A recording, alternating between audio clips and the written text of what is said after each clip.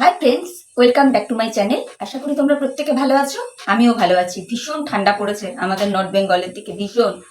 Plus নেটেরও খুব সমস্যা হচ্ছে বেশ কিছুদিন ধরেই, তাই ঠিক সময়ে ঠিকভাবে ভিডিও আপলোড করতে পারছি না। তো প্রথমেই তার জন্য সরি চাইছি, আর তোমরা প্লিজ একটু অ্যাডজাস্ট করে নিও, এইটুকু বলতে চাই।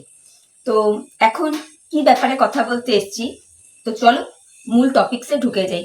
একজন ক্রিয়েটারের ভিডিও দেখলাম। কার কথা বলছি? যাকে গোটা ওয়াইটি, খেকি, খ্যাকশিয়ার এই সমস্ত নামে ডাকে। তো ওই ম্যাডামের সম্পর্কেই কিছু কথা আর কি বলতে এলাম।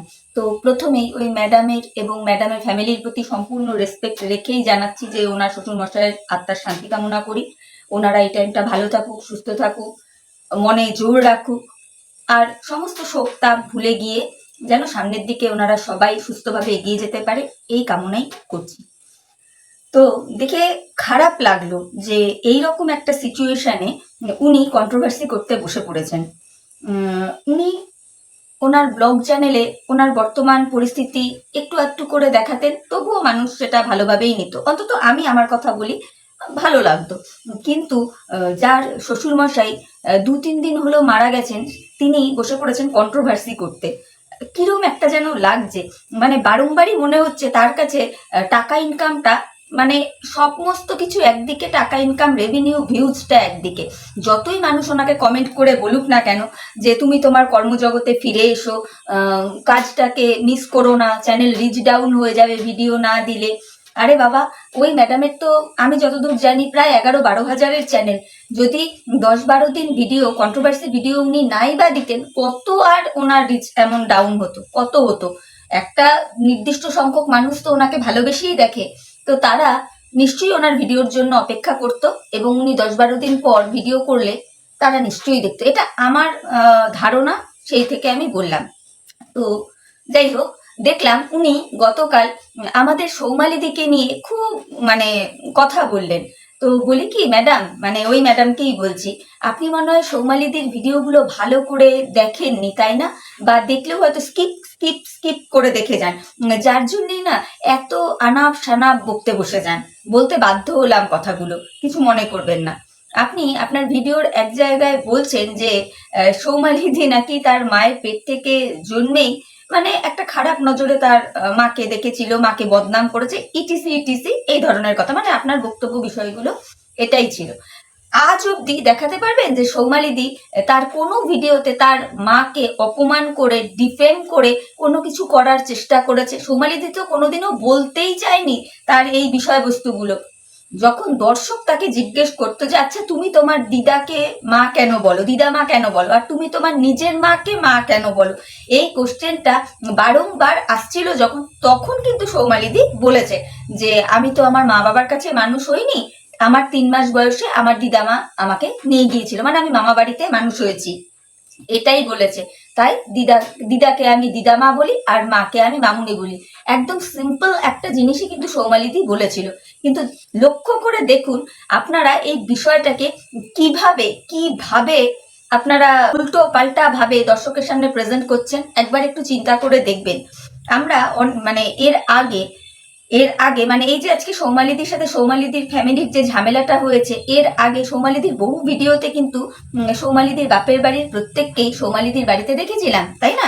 যেখানে আমাদের টিনুরানি, আপনার ভাই, আপনার ভাইয়ের মাটি সবাই ছিল, মানে সৌমালিদির মা আর কি, সবাই ছিলেন।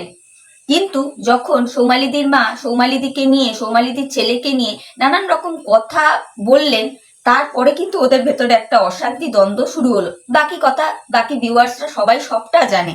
তো আমার কথা হচ্ছে, এতই যদি সৌমালিদি তার মাকে ডিফেম করে থাকে, অপমান করে থাকে, তাহলে সৌমালিদির মা মানে মিত্রবাবুর মা কেন নিজে ক্যামেরায় এসে কিছু বলছেন না? কেন বলছেন না?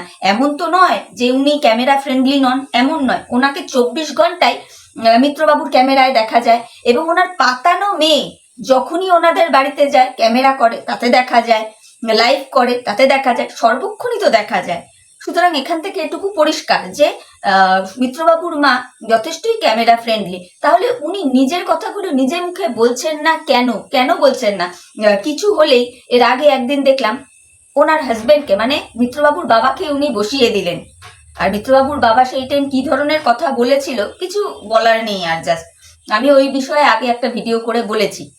তো আপনি যে এত কথা সৌমালিদিকে বললেন, মানে কি বলবো, এইগুলো কি মানে একতরফে সৌমালিদিকে ডিফেম করার চেষ্টা আপনি করছেন না? যেই জায়গায় আপনার ফ্যামিলিতে এইরকম একটা সিচুয়েশন চলছে, এইরকম একটা সিচুয়েশন, সেখানে আপনি বসে গেছেন সৌমালিদির পিন্ডি চটকাতে। এবার একটা কথা বলি ম্যাডাম, দেখুন আজকে আপনার শ্বশুর মশাই মারা গেছেন, এই শ্বশুর মশাইকে মানে আপনার এই শ্বশুর মশাইকে টেনে এনে বহু ক্রিয়েটার আপনাকে আপনার শ্বশুর মশাইয়ের সাথে জড়িয়ে নোংরা থেকে নোংরা কথা বলেছিল, আপনি ভুলে গেছেন? যদিও মেবি আপনি ভুলে যেতে পারেন, এখন তাদের সাথে আপনার সখ্যতা ভীষণ, খুব ভালো কথা। আমরা ওয়াইটিতে কেউই কারো চিরকালীন শত্রু নই, কেউই কারো চিরকালীন শত্রু নই। আপনি সেই সমস্ত ক্রিয়েটারদেরকে একদম ক্ষমা ঠমা করে দিয়ে একেবারে দুয়ে দুয়ে চার হয়ে গেছেন। যত খারাপ যত দোষ মানে সুতোপাদির, তাই না বলুন? ওই জন্য সুতোপাদিকে আর ক্ষমা ঠমা করা যায় না, মানে কি বলবো। তো আপনার শ্বশুরমশাই এই যে ঘটনাটা ঘটেছে, নিশ্চয়ই আপনারও প্রচুর খারাপ লেগেছিল যখন শ্বশুরমশাইকে টেনে আপনাকে জড়িয়ে মানুষজন নানান রকম কথা বলছিলেন, তাই না? তাহলে আপনিও কিন্তু অনবরত অনবরত সৌমালিদির দিদাকে টেনে টেনে এনে কথাগুলো বলছেন। ভুলে যাবেন না উনিও কিন্তু পরলোক গমন করেছেন, তাই না? তাহলে এইটা কিরকম কথা, এটা কিরকম ব্যাপার, একটু নিজেই চিন্তা করে দেখবেন তো। আজকে আপনার শ্বশুরমশাইকে টেনে যারা নোংরা কথা বলেছিল তারা আপনার কাছে ক্ষমা চেয়ে নিয়েছে, আপনি ভাই মহান মানুষ, আপনি ক্ষমা করে দিয়েছেন। ইন ফিউচার তারা হয়তো আপনাদের সম্পর্কে মানে আপনাকে নিয়ে আদার্স কাউকে নিয়ে, আর এখন তো আপনার শ্বশুরমশাইয়ের কথা আর বলাই চলে না, আর হয়তো বলবে না, কিন্তু এটা মাথায় রাখা দরকার, তাই না, যে সৌমালিদির দিদামাও কিন্তু রিসেন্টলি মারা গেছে, এমন একটা বিরাট কিছুদিন হয়ে যায়নি যে মানুষটা আর নেই। তো ওই মানুষটাকে টেনে এনে এনে কন্ট্রোভার্সি করতে বসছেন আপনার এইরকম সিচুয়েশনে, খুব দৃষ্টিকটু লাগছে আর কি দেখতে, তাই কথাটা বলতে বাধ্য হলাম। তারপরে আরেকটা কথা বলি, দেখুন ম্যাডাম, যখন এই যে সৌমালিদির দিদা মারা গেল, তো চাইলে তো সৌমালিদিও কলকাতায় এসে ব্লগ করতে পারতো, তাই না? যেহেতু সৌমালিদির ব্লগিং চ্যানেল, করতেই পারতো, করেছে কি? করেনি, কিন্তু শেষের দিকে একটা মনে হয় লাইভ করেছিল আমি যতদূর জানি, তার বাড়তি কিন্তু কিছুই করেনি। তার তো অত বড় চ্যানেল, কেন করেনি? তার সেই বিশ্বাস ভরসাটা ছিল যে তাকে মানুষজন যারা ভালোবাসে তারা তার জন্য ওয়েট করবে, তারা তার জন্য ওয়েট করবে। কিন্তু আপনি দেখুন, আপনার শ্বশুরমশাই জাস্ট 2-3 দিন হলো গত হয়েছে, আপনি কন্ট্রোভার্সি করতে বসে পড়েছেন। এগুলো তো দৃষ্টিকটু, তাই না? পারতেন না এই কটা দিন কন্ট্রোভার্সি থেকে নিজেকে একটু দূরে রাখতে? চাইলেই পারতেন। তো যাকে নিয়ে সমালোচনা করতে বসেছেন মানে আমাদের সৌমালিদি, আগে তার মতো হয়ে ওঠার চেষ্টা করুন, বা তাকে একটু বুঝতে চেষ্টা করুন, তারপরে না হয় সমালোচনা করবেন।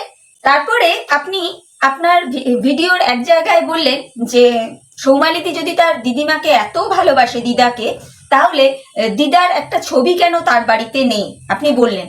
ম্যাডাম, আপনি কি সৌমালিদির বাড়িটা পুরো দূরবীন দিয়ে দেখে এসছেন যে ছবি আছে কি নেই, নাকি সৌমালিদি এটা বাধ্য দেখাতে যে এই যে দেখো এখানে আমার দিদামার ছবি আমি রেখেছি? হতেই পারে অনেক ফ্যামিলি আছে যারা মৃত মানুষের ছবি ঘরে রাখাটা ঠিক পছন্দ করে না, নেগেটিভ পজিটিভ ভাইবসের একটা ব্যাপার থাকে। যেমন আমরাও জানি যে ঠাকুর ঘরে বা শোবার ঘরে মৃত মানুষের পিকচার রাখতে নেই। অনেক অনেক বাড়িতেই এগুলো মেনে চলে, অনেক বাড়িতেই মেনে চলে। আর যদি সে কোথাও রেখেও থাকে, হয়তো সে সেটা দেখায়নি, সৌমালিদি দেখায়নি। আপনি তো অন্তত সৌমালিদির বাড়ি গিয়ে তো দেখে আসেননি, তাই না, যে সৌমালিদি তার দিদার পিকচার রেখেছে কি রাখেনি? আর শুনুন, বাড়ির দেওয়ালে একটা ফুলমালা দিয়ে একজন মৃত মানুষের পিকচার রেখে দিলাম মানেই তার প্রতি আমার একেবারে ভালোবাসা শ্রদ্ধায় আমি গদগদ নতমস্তক, সেটা নাও হতে পারে, সেটা নাও হতে পারে। অন্তরটাই আসল, অন্তরটাই আসল। আমার মনের মধ্যে যদি সেই মানুষটার ছবি আঁকা অবস্থায় বাঁধানো অবস্থায় রয়ে যায় না, সেটা আমার চিরদিন থাকবে।